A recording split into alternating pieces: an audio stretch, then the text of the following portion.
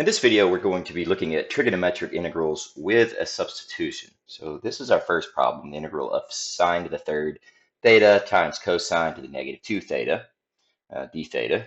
And the second half of the video, I'm going to do a similar problem, but the inside is not just going to be theta, I'm going to add a 6 theta to the inside. Okay, so let's look at this first one.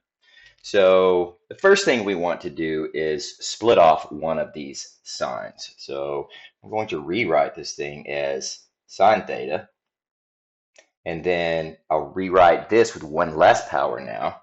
So this will be sine squared theta, and I'm going to go ahead and make this a positive exponent, so it means it needs to go underneath. Instead of being multiplied, it'll be divided, and then that exponent will be positive, so it'll be cosine squared theta, and that's all with respect to theta. Okay, so keep in mind this trig identity. Sine squared theta is equal to 1 minus cosine squared theta. So that's what we're going to put right here. So we'll have sine theta, and then here's the 1 minus cosine squared theta in place of the sine squared theta. And then on the bottom, we have cosine squared theta, okay, d theta.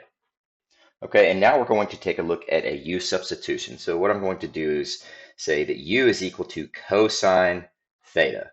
That means that du is equal to negative sine theta d theta. Now, if I solve for theta, which means I move this over, then d theta is negative du over sine theta. The negative gets carried to the other side, okay? So here's our sine theta. All right, so I'll substitute in. So this will give me sine theta. Haven't substituted that yet.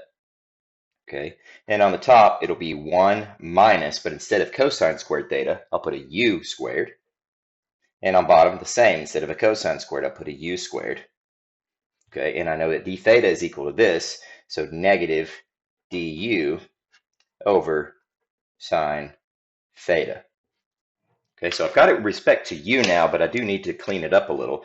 This sine and this sine will cancel out, right? And the negative here will just go to the front. Okay, so that's going to be negative times the integral.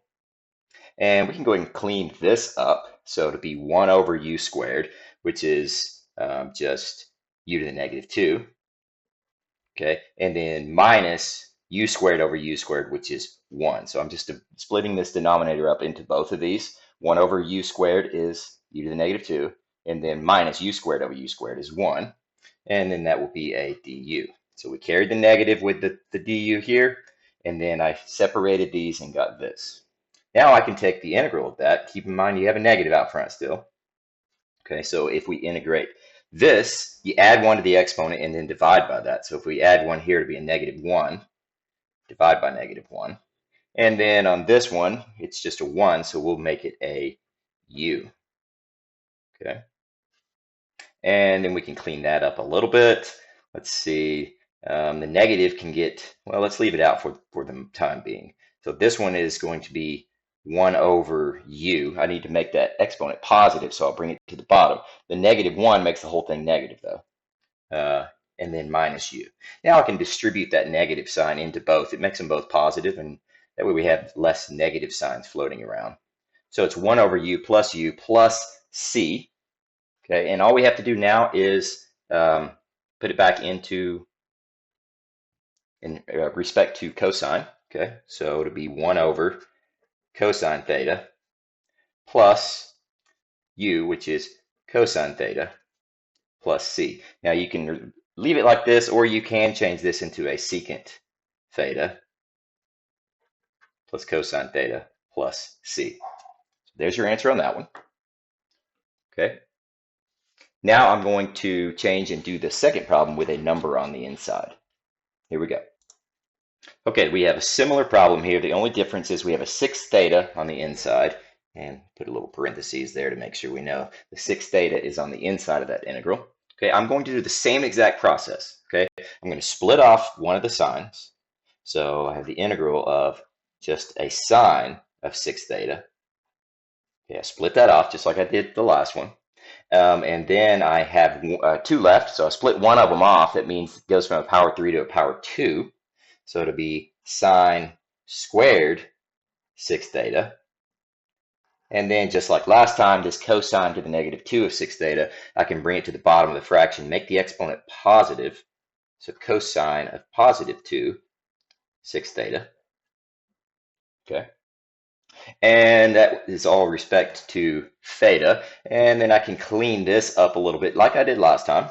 So you still have the sine 6 theta that's sitting out front. Nothing's happened to that yet. This one I'm going to split up the way I did last time. So sine squared theta is equal to 1 minus cosine squared theta. Okay, so this is 1 minus cosine squared. And since I have a 6 theta on the inside, that's what I'll write here. And then on bottom, we have another cosine squared of 6 theta. Okay, and that's all with respect to theta. Okay, so now I'm going to say that I have u is equal to cosine theta, and du, oh, actually cosine 6 theta, excuse me. So that's cosine 6 theta. Let me write that again. U is equal to cosine of 6 theta. Okay, so when I go to find du, remember chain rule, so we have to multiply by that 6 on the outside. So the derivative of cosine is negative sine, so negative sine of 6 theta times 6, and that is d theta. Okay, so that's du equals negative 6. I'm just taking the 6 and move it out here with a negative sine of 6 theta, d theta. And now if I solve for d theta, I need to get rid of all this by dividing it to the other side. So d theta is equal to du over negative 6 sine of 6 theta. Okay, now I can substitute back in. Haven't done anything for this yet, so I'll have to leave it alone.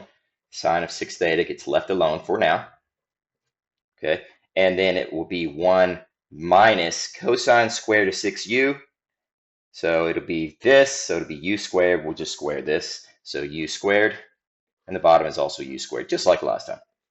Okay, and then the d theta, I'll substitute in with this. So it'll be du over negative 6 sine of 6 theta.